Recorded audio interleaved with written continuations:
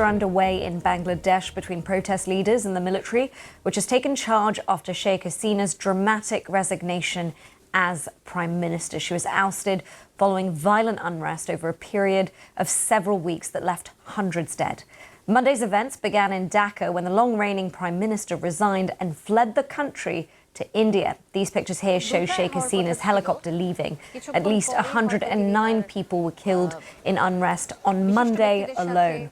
What began as student protests over civil service job quotas last month then escalated into demands for the Prime Minister to stand down after 15 years in power. Not long after Sheikh Hasina left the country, thousands of anti-government protesters stormed her official residence. Those are the pictures there, while crowds celebrated on the streets. Widespread looting was also reported to have taken place, and it's also been announced that... Hello everyone, welcome to The Unbreakable Woman. Let me remind you that women, girls, mothers, grandmothers, great-grandmothers, aunties, we are the finest of all God's creation. So let's talk about this woman, Bangladesh former Prime Minister, Sheikh Hasina. She resigned and fled the country following weeks of intense and deadly protests. The unrest began over opposition to a government job quota system, but escalated into a broader challenge to her 15 years rule, marked by accusation of human rights violations and authoritarianism. The situation intensed on August the 5th when protesters stormed her official residence in Dhaka.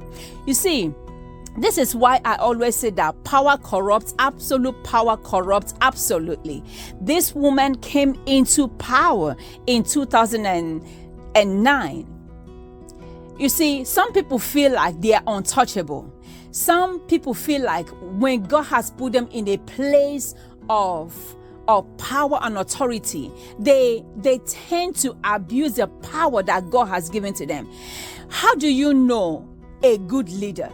It's the lives that the leader has been able to affect positively. It's not just affecting or making your immediate families better. It's making the masses. It's making your country better than when you began, better than when you came into power. You can't come into power and make your country go down the drain, make unemployment. I was reading somewhere where they said about 30 million young adults do not have job. Inflation has skyrocketed since she took over power. You see, the same people that put you in power are the same people that are going to take you out of power. The same people that were crying I want her to be in power. I want her to come. The same people that were chanting, we want her in power, are the same people that are chanting, we want her out of power. So you have to do good by your people. You have to take care of the people that God has put under you. You see how she fled her country like a bird. The same people that you were ruling, now you couldn't even stand to talk to them. You couldn't. That's why I tell people, be careful when God put you in a position of authority. Be careful, because people are singing praises to you. The same people that will say praises are the same people who will say crucify him, crucify her. You gotta be very, very careful. You gotta be very careful with the people that God has entrusted in you. He says the military has announced the formation of an interim government and promised to investigate the violent crackdown that had killed over 300 people. The protests continued even after Hassan's departure, with a significant anger directed to her government and her party. I mean, she tried all her best to imprison her opposition leaders. This is a woman that should have made other women proud. This is a woman that thought that the power belonged to her and to her family and to her party. This is a woman who thought that she's untouchable. Well, I think this is an eye-opener for those people who are in power. This is an eye-opener for those who think that they're untouchable. This is an eye-opener for those who think they can maltreat God's people and go scot-free. You see, all the money that you accumulated in your house, all the riches that you had in your house, you felt you were untouchable. Now, your own people that you milk money out from, they went to your house, cracked down everything you have, stole things that you have saved for yourself, things that you have accumulated for yourself, things that you have stored in for you and your generation. Those things that you had in your house are meant for your people. How do you know when you're doing good as a leader? It's when the people around you are rejoicing. It's when the people around you are happy. It's when your country is better than when you came in. That's when you know that you are doing good. When there is surplus, when there is less unemployment, that's when you know you are doing good by your people. When God put you in that position, it's no longer about you. It's about the people that God has entrusted in you. It's about the people that God has put in your charge, in your care. Now you fled to India like a bird. You are running away from the same people that you killed. You're running away from the same people that you thought they would not amount to anything. Why are you running away? You should have stayed to face the music.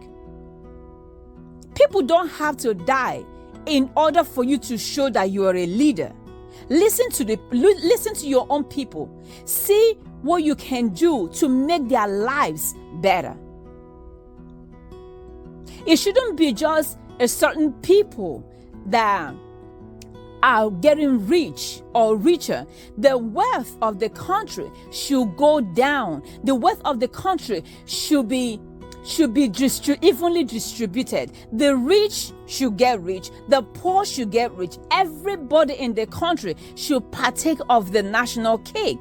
But now you make it in such a way that only your party, only your family are partaking of the natural resources, then the money, the wealth of the nation.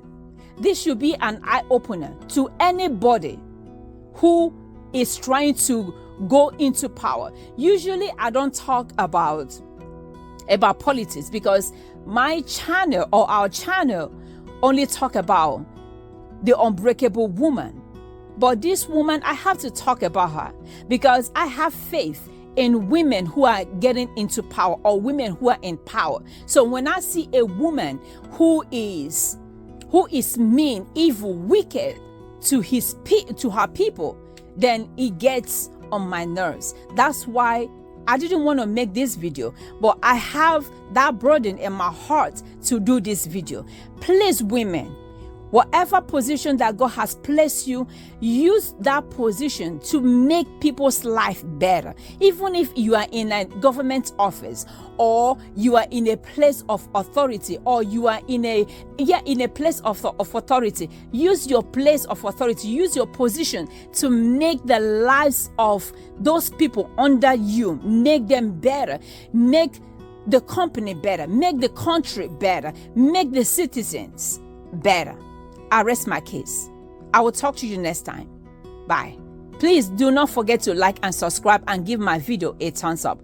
I'll talk to you later. Bye.